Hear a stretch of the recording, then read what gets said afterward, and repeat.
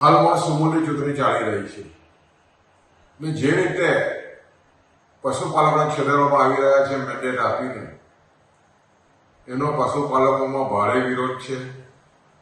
આજે લગભગ જે મેન્ડેટ આપેલા ભારતીય જનતા પાર્ટી તરફથી જે મેન્ડેટ આપ્યા એની જ સામે એ જ પાર્ટીના 6 જેટલા આગેવાનોએ ચૂંટણીમાં ઝંપલાવ્યું છે ને ખાસ કરીને મેન્ડેટ પ્રધાનો અમે વિરોધ કરી રહ્યા છીએ.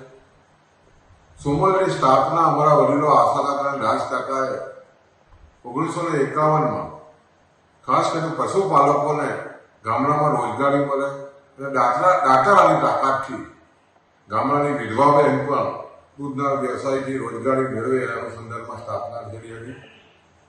આજે વડીલોના આશીર્વાદથી 7,000 કરોડના ટર્નઓવર આ સંસ્થા પહોંચી છે અને જે મેન્ડેટ આપવામાં આવ્યો છે એમનો મુખ્ય આશર આ 7,000 કરોડના વહીવટનો ટર્નઓવરનો છે. અને જે રીતે છેલ્લા 6 મહિનાથી ભારતીય જનતા પાર્ટીના 86 તપાસના આદેશો આ સરકારે આપ્યા હતા અને એના અનુસંધાનમાં ધોવિન પટેલ ડિસ્ટ્રિક્ટ રજિસ્ટ્રાર નવસારીએ જે 2000 પાનાનો રિપોર્ટ આજે પણ સહકાર મંત્રીના ટેબલ પર છે અને એ જાહેર થતો નથી. અને જે રીતે ભ્રષ્ટાચારના આક્ષેપોવાળા પશુપાલકોને મેન્ડેટ આપવામાં આવ્યા છે, ડિરેક્ટરોને મેન્ડેટ આપવામાં આવ્યા છે, એનો અમે વિરોધ કરી રહ્યા છીએ. અને ખાસ કરીને સુમોલ એના પશુપાલકોના મહેનતથી આજે ઊભી થયેલી છે. અને જ્યારે મેન્ડેટો જે અપાયા છે એની સામે પશુપાલકોમાં ભારે આક્રોશ છે.